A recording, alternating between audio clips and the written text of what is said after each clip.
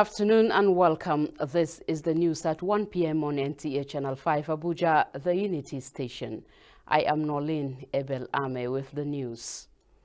The Chief of Defense Space Administration, Rear Admiral Nnamdi Mogalim, had lauded the FCT minister's efforts at keeping the nation's capital safe. The military chief gave the command when he led a delegation on a courtesy visit to the minister in Abuja. Onoze Yakubu has the details. For maintaining safety of the nation's capital city and assisting security organizations in the discharge of their responsibilities, the FCT Minister Muhammad Musa Bello has been commended. The Chief of Defense Space Administration reveals that the DSA was established in 2014 to use space resources and satellites to advance the frontiers of defense and security, which he says included food security, weather, road safety, and firefighting through the provision of early warnings. Thank you for the support you've been giving to the military, the police, and the other security agencies who are operating in the FCT. Without your support and encouragement, they wouldn't have done much or the much they are doing today. FCT Minister Muhammad Musa Bello says the efforts of the armed forces in keeping the FCT safe through their active participation in the FCT security is also commendable. We are opening for us an avenue where we can use your facilities to be able to see how we can have a bird's eye view of what happens around here. The minister further expressed optimism that by sharing relevant data gathered with other security agencies, the DSA will further enhance their proactive capacity. Onoze Yakubu, NTA News. Still on security, Inspector General of Police Usman Alkali Baba says management of the force are constantly engaging with relevant authorities to initiate strategies that will improve the working condition of policemen. The IGP stated this after inaugurating the newly built office premises of the Life Camp Area Command under the FCT. Onotu Yakubu reports. I hereby commission this building to host the Life Camp Area Command for the benefit of all officers, members of the public, and to the glory of God. Initiated in 2010, the inauguration of the facility is part of activities to mark the IGP's 1 year in office. Recalling successes and areas needing recalibration to enhance service delivery, Usman Alkali Baba recanted that ensuring a conducive operational environment and better welfare of personnel are priorities in his administration's cardinal objectives. On national security challenges, IGP Alkali Baba assures that the nation's security agencies are redoubling efforts on strategies to address the situation. We have support to acquire more tools for investigation, for interrogation, for intelligence gathering, and so forth. We have more transport to enable us move to crime scenes and also patrol, and that is the success is tied to the support we have from the government, from the legislators, and from well-meaning Nigerians. The IGP commended officers and men of the command, reiterating that to whom much is given, much is expected.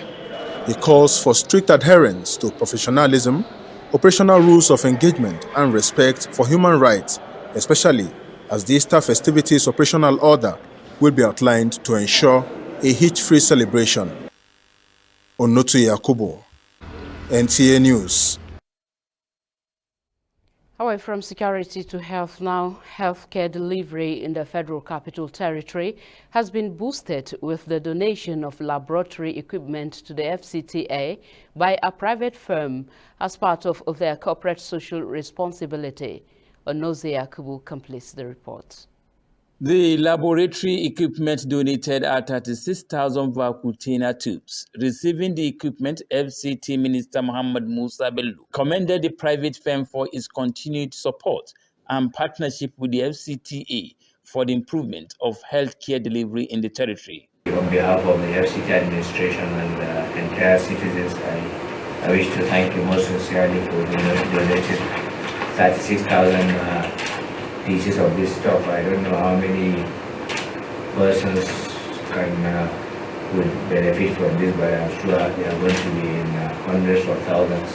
So this is something for which the city of Abuja is very happy. Chairman KGD and Technologies, Dr. Ben Nkechika, says the donated Vacutainer tubes were for the safe collection of blood in the laboratories. We brought in some Vacutainer tubes for safe blood collection in various laboratories. And when we finished the project, we had a certain quantity left in the country. And they said, what do you plan to do with it? Can we move it to another country? And I said, no. That we should be able to donate it and keep it within Nigeria. And I appeal to them that they should give me the go-ahead to donate it to the FCT authority. And they granted me that approval, so I contacted the authority. Meanwhile, the FCT administration, however, promised to deploy the equipment to the various FCT health facilities for better and efficient utilization. Onoze Yakubu, NTA News. In the spirit of Ramadan, the FCT Ministerial Task Team on City Sanitation has extended the planned demolition of the illegal makeshift market in Apoduse community. Again, Onoze Yakubu has the details. After listening passionately to the appeal by the occupants of the market, the Senior Special Assistant on Monitoring, Inspection and Enforcement to the FCT Minister Iharu Atta hinted that the team has extended the demolition deadline. They have also appealed that please, they are humans, that we should allow them finish the holy month of Ramadan in that place, so that after the month of Ramadan, immediately we entered into what we call the next month after Salah, which is the month of Shawwal. We can quickly come there and clean the place. We told them it's not in our powers to decide that. We will actually inform the authorities concerned, and if that is agreed upon, then they have barely about 2 or 3 weeks. We pack our load since day for yesterday. Our people they pack their load from here to another place, but they don't get another place, so they take another place to pack their load to go there. The Panteka market in Apoduse is one of the largest scrap markets in the FCT. Onoze Yakubu, NTA News. A 2-day capacity training for media personnel to enable understanding of sexual and gender-based violence against deaf women in the society has been held in Abuja. Aisha Bashir reports that the capacity workshop is to sensitize reporters on ways to report issues of deaf women. Balanced perceptions and attitude towards gender is one crucial effort for an inclusive and sustainable development for any given society or nation. Speakers at the 2-day capacity building for media personnel on understanding sexual and gender-based violence against deaf women in the society say the training is apt.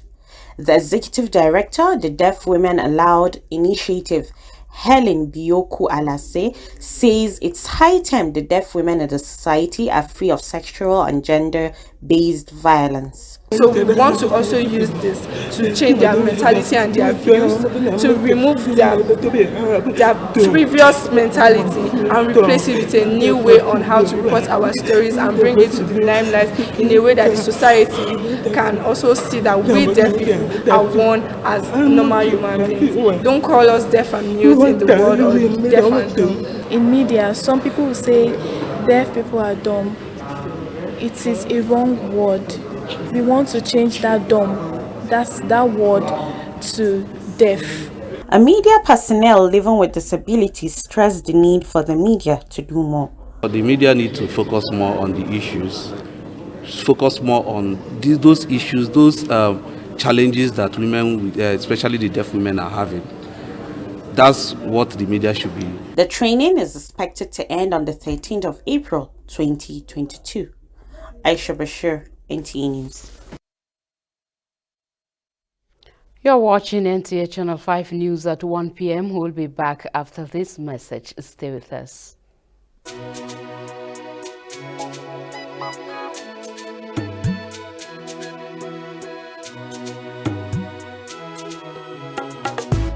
NTA Channel 5 Abuja.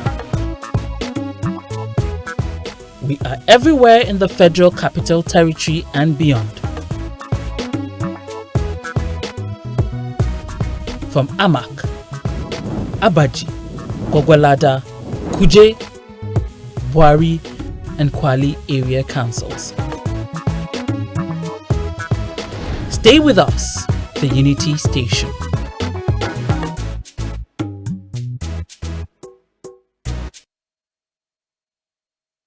Thank you for staying with us on the news at 1 p.m. on NTA Channel 5 Abuja. The importance of security and changing the narrative in Nigeria cannot be overemphasized. These remarks dominated speeches of the 15th annual Ramadan lecture put together by the Obafemi Awolowo University graduates in Abuja. Hawa Gimba reports. Peace opens doors to all kinds of opportunities that are present in any given situation. A true Muslim should seek to bring others close to him, not to drive them away from him. Speaking on the 2022 Obafemi Awolowo University Muslim Graduate Ramadan Lecture and Iftar with the theme, Insecurity and Islam, Way Forward, guest speaker Imam Shakirullah Badewa appeals to parents to inculcate good morals in their children, especially the Islamic way. He stressed one major objective of the Islamic religion, which is to introduce to the world an ideology that facilitates the spreading of peace at all levels. We feel that when we are talking about Islam, Islam is peace. And when we talk about insecurity, it is not compatible at all with Islam. Other members described the theme as apt, given the challenges the country is faced with. They called for unity of purpose among Nigerians to build the nation. Hence, the challenges of insecurity should be looked into. But I think the fear of Allah should be uppermost rather than the fear of those who may have one patronage or the other to give. So this calls for us to go back to the drawing board. We feel that at the end of the day, if we act by the recommendation of today's program, we go a long way in resolving our security challenges. The 15th annual Ramadan lecture and Iftar had both the old and new students of the Obafemi Awolowo University Muslim graduates in attendance. Hawa Gimba, NTA News. Still on religious news, Islam places high premium on the well-being of every member of the society, just as it enjoins the haves to redistribute part of their wealth as an obligation to the needy in the community. This was the point of reminder at the Nurul Yaqeen Islamic Foundation Feed Household Ramadan program. Abdullahi Ajia completes the report. It's that time of the year again when thousands of the less privileged members of the community smile, assured from a household food items being facilitated by the Nurul Yaqeen Islamic Foundation. Chairman FCT League of Imams Sheikh Tajuddin Bello Adigun, in a brief preaching, drew the attention of all on the essence of giving to those in their need, which he says is pleasing to Allah. It is a sunnah that must be emphasized so that other ummah will emulate this sunnah established by Nurul Yaqeen.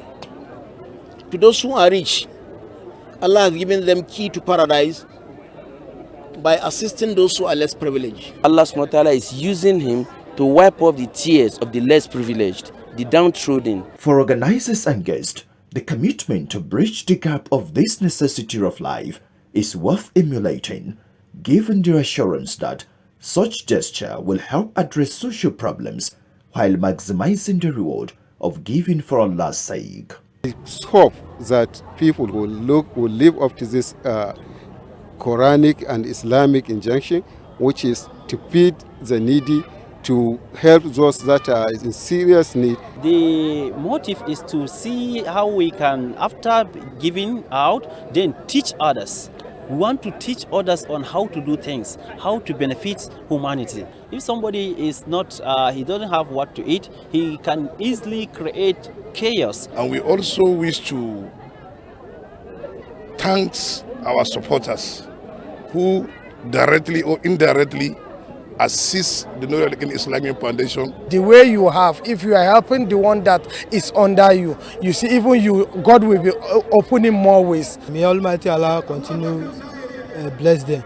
It's good and it's improving Muslim. More than 2,000 beneficiaries were qualified for the package through a seamless screening process, as everyone present had something to smile home with, even as organizers are already planning expansion of the program and sustainability in years to come. This is in addition to its daily iftar feeding program. Abdullahi Ajia, NTA News. World over, millions of people are starving and forced to live a life in the absence of basic amenities. Caring for the poor and needy is a notable endeavor because if they are given opportunity, it will produce an effective and long-lasting improvement in their lives. Ifeanyi Ezumba examines why people visit and lend a helping hand to the poor and vulnerable in the society. Charity can be fantastic in certain situations, but the only way to lift an entire population out of poverty is to provide infrastructure and services. Government at all levels, as we all know, cannot cater for the endless and insatiable needs of its citizens, no matter how much they try. Human needs, especially shelter, food, clothing, and other necessities, are in high demand among the youths. Focal person, FCT Social Investment Program, Chinwendu Etienne Amber says, spending time and giving to the less privileged gives them a sense of belonging, saying part of her annual commitment is impacting lives of children living without parents. One is to give them hope. We need to also give them a sense of belonging, letting them know that there are people who care for them, that they find themselves here doesn't mean that all has ended, or maybe there is no hope for them. We are here to show them love. This is what we do basically every year. So we are here to show them love, give them hope, letting them know that we are there for them. All we learn from our principal is humanity. Humanity is the language she understands. Humanity is what she speaks. And we picked it up from her. In everything we do, we prefer to go out and meet the less privileged. We go out and meet the people that are low in class in the society. Giving to the less privileged is about saving children and adults from choosing ways which are unethical. Statistics shows that a number of criminals were forced into doing what is illegal and harmful because of the situation they find themselves. Therefore, taking the initiative of assisting kids that are poor will go a long way in preventing them from walking on that negative road to a life of education and hard work. To reach out to the poor, indigent, and hard to reach communities, the very poor women amongst them, the girl child, in order to properly inform them on how to live their life, to be able to fend for themselves. The world needs more kind-hearted people who can do good deeds to support others in improving their lifestyle. In Abuja, Ifeanyi Ezumba, NTA News.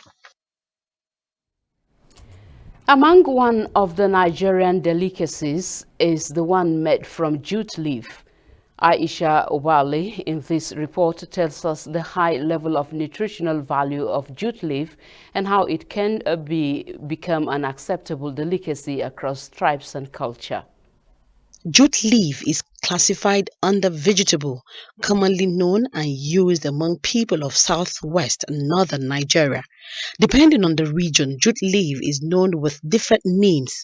Among the Yorubas, it's called ewedu, while the Hausas call it ayoyo. Irrespective of tribe, the jute leaf soup in particular has continued to gain acceptance among many, just like Mercy and Nancy, who are neither Yoruba nor Hausa, but have made jute leaf soup their favorite. Okay, I've heard of Ewedu, and she introduced me to Ewedu soup. So I tried it and it was very nice. I like the combination with the gbegiri and the meaty stew, so it's very nice. And since I am dating a Yoruba guy, at least I have the privilege to always eat it. One day I saw someone eating food that they combine colors. So the color it was attractive. So I now said, let me try it. And since that day till date is my favorite food. The jute leaf soup in the southwest is never missing on the menu of any social gathering or even in homes. According to Abubakar Usman, a vegetable seller at Wuse Market, says this may not be the season for jute leaf, but it has remained one of the most available and affordable vegetable around markets in the FCT. Nutritionists say jute leaf can be consumed either as smoothie, as tea, or cooked, recognizing its high vitamin and mineral content, though with higher concentration of these nutrients when cooked. Now, ewedu or jute leaf, it contains what we call vitamin B6, which is known as pyridoxine, and folates that helps slow down some certain eye diseases, especially this age-related angular, that's muscular degeneration, where you see older, it usually happens in older people, you see them going blind, so it helps protect. It contains what we call antioxidants, and these antioxidants are vitamin E, A, and C. And what do? They protect us from free radicals. They protect the cell from free radicals. And what this free radical does is that they can cause cancer, inflammation, or any cardiovascular disease. Perhaps the nutritional value of the jute leaf has made people who visit eateries request for the soup.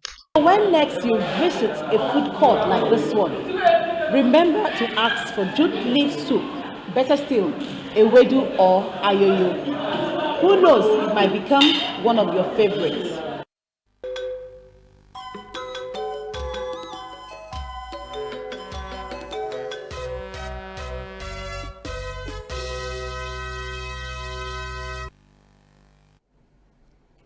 And talking sports now, Omokachi, who won the Nations Cup as a player in 1991, says the glory days of the Super Eagles will not return unless the football governing body fix major defects in the football system as the United States drops doping charges against Blessing Okabere. Details with Wayne Dogo. Nigeria's football legend Daniel Amokachi has said simply changing the Super Eagles coach will not solve the team's problems, and that the larger structural issues affecting football in the country needs attention. He said focusing too much on coaching is like building a house from the roof downwards, instead of starting with the right foundation and build upwards. He added that there needs to be a proper long-term plan for our youth footballers, national team, and develop a football identity for the game, insisting when there is a constant dependence on players developed and trained by other nations to play for Nigeria means we have failed as a nation in the important role of building future stars. Also on soccer, Major League Soccer giants FC Cincinnati have announced the signing of tough-tackling Nigerian midfielder Obinna Nwobodo from Gutsepi on a 3-year deal with an option for the fourth. Nwobodo's move to the Major League Soccer, however, comes as a surprise, with the 25-year-old, who is one of the most dominant central midfielder in the Turkish top flight. FC Cincinnati are, however, delighted to welcome Nwobodo, calling him an excellent elite ball-winning midfielder that adds a different dynamic to our team, Coach Noonan said. And in athletics, there were strong indications yesterday that the United States may have dropped all charges against Nigerian splinter Blessing Okagbare, who is serving a 10-year ban over drug offenses. Okagbare was provisionally suspended for testing positive for human growth hormones in July 2021, hours before her 100-meter semi-finals at the Tokyo Olympics. But sources close to the World Athletics told reporters that the United States have dropped all charges against Okagbare, but that does not in any way affect the 10-year ban on her. For Sports Brief, Wayne Dogo, NTA News.